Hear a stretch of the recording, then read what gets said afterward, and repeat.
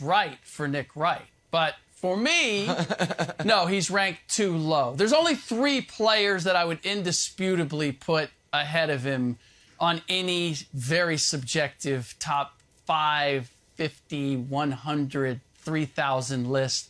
And that's Michael Jordan, Kareem Abdul-Jabbar, and Bill Russell. So wherever you want to put anybody else, Kobe Bryant would be in my top 5. But I really don't understand why we're starting with me and Kobe Bryant since we're talking about Nick Wright's list. I just because of what you just said. I'm here to participate. Go ahead. I mean, the reason we're starting with you is because if we started with me, it'd be like, yes, I agree with the list that I put together. Okay. Kobe is 6, and it's the last 50 years, so Russell's ineligible. So the 5 guys who are left on the list, and I won't reveal the order, are obviously Kareem, Michael, LeBron, Magic, and Duncan. Those are the 5 guys who are ahead of him on the list. I don't think it is worth spending time, at least a lot of time, on the fact that Rick Bucher just said he has Kobe Bryant ahead of LeBron James on his all-time list. Because it is just such an indefensible point. Like, the thing Kobe did the best was score, and LeBron scores more. The thing Kobe theoretically is better than LeBron at is shooting, except LeBron has a better efficiency. Oh, Nick, that's on layups, except he also shoots a better three-point percentage. The thing Kobe did the best was clutch shots, except LeBron has 5 playoff buzzer beaters, and Kobe has 1. And that disregards the fact that everything else to do with LeBron basketball, is more clutch than Kobe. LeBron was better at it. I mean, okay, again, so Wilds, you can shake your head at it because, again, you've been brainwashed by it. Kobe has 1, we've seen it on a loop for 20 years. Kobe's 1 career playoff buzzer beater where he then pantomimed the Michael celebration. LeBron's got 5 of them. But I don't even want to debate Kobe versus LeBron because I don't think it's interesting. The Kobe versus Duncan thing I think is interesting because I think there's a real argument there. And I have Duncan ahead of him. And I'm surprised that 2 guys who played in the same era and that Duncan, with a higher degree of difficulty, had never had a down year. 50 wins every single year of his career, the playoffs every single year of his career. The only year he didn't win 50 was when the season was 50, and he won the title that year. That you would argue that Kobe is ahead of Duncan. Like the LeBron thing, it's just, listen, we all have our blind spots. That's fine. But Kobe ahead of Duncan is interesting to me. And I'm curious why.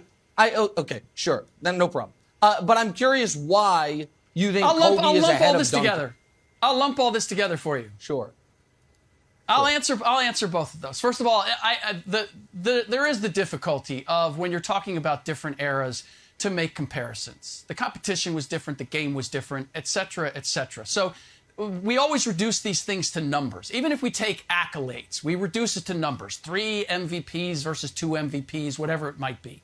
And that looks nice, but it's not reality. What I have is, the benefit that I have is that I saw Tim Duncan, Kobe Bryant, and LeBron James all play their entire careers. And so it's not a matter of me having to measure numbers or accolades or all of that, because I'm conscious of all of the variables that are involved. But you don't want to get into LeBron. We'll put that aside because we're never going to solve that between the 2 of us. When it comes to Duncan and Kobe, it's simply this. It's that, yes, that Duncan never had a down year, okay, but he was also with a franchise that didn't have down years because of the way they're run and the way they're coached, and they had the same coach. Kobe didn't have that. Kobe didn't have that experience. Like, he didn't have that nucleus. There were a lot of changes made in terms of coaching and personnel over the course of his career.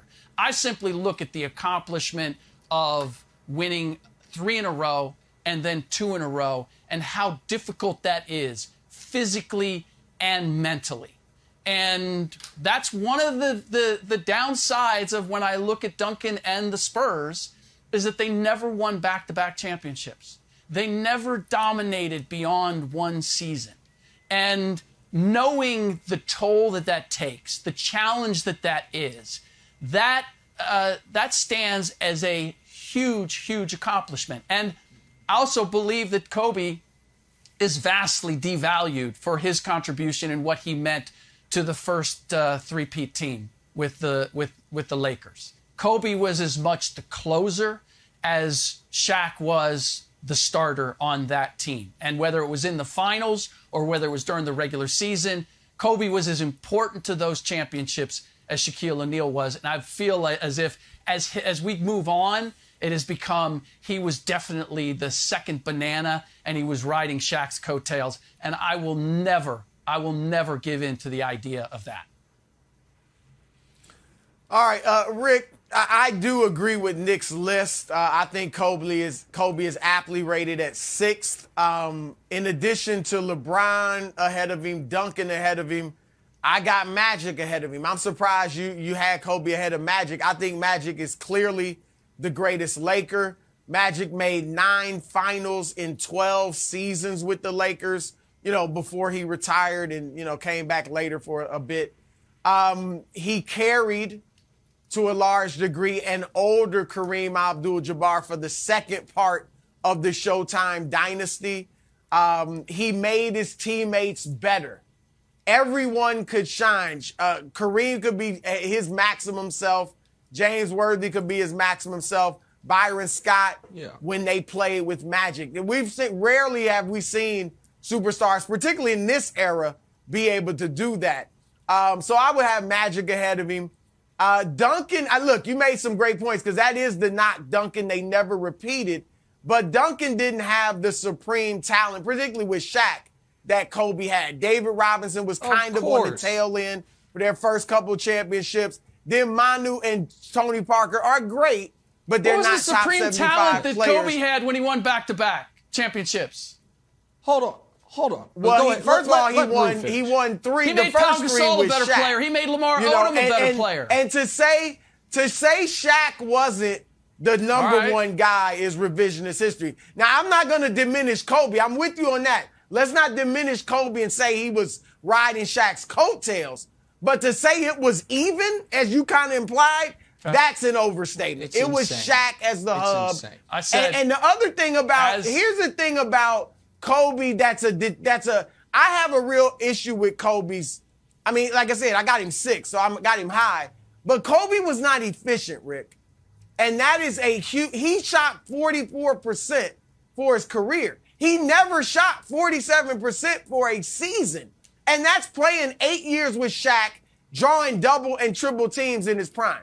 So that is one of the major things that has, to me, a LeBron and a Duncan. I know Duncan's a big guy, but a LeBron in particular ahead of Kobe is that he was far more efficient, which makes it easier for your teammates to play around you.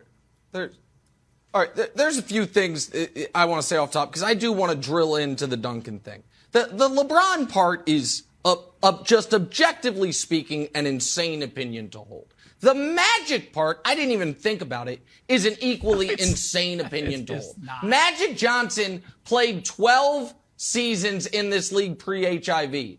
9 of those seasons he went to the finals, and 9 of those seasons he either won MVP of the league or finished 2nd or 3rd. Now, if we want to say Magic didn't play long enough, so be it. Now, I have Kobe ranked ahead of Shaquille O'Neal because of the longevity of it, that the back-to-back, all that's fair. And what he accomplished in his career.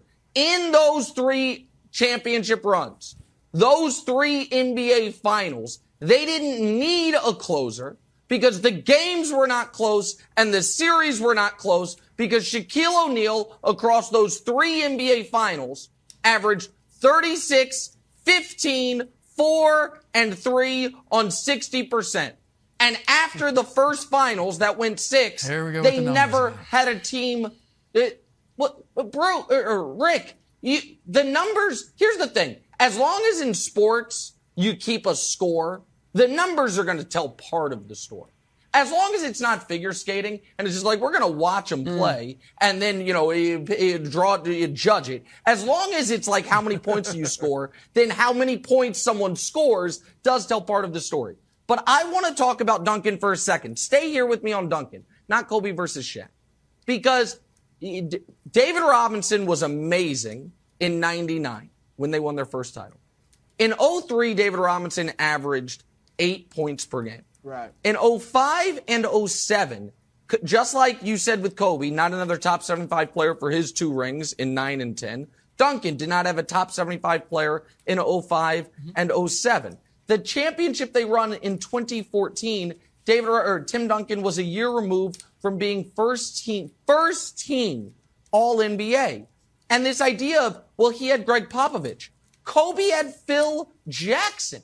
Well, Duncan had Manu and Tim for a good part of it. Kobe had Shaquille O'Neal. Like, the idea, and why did Kobe have to go through a brief portion of his career without Phil Jackson?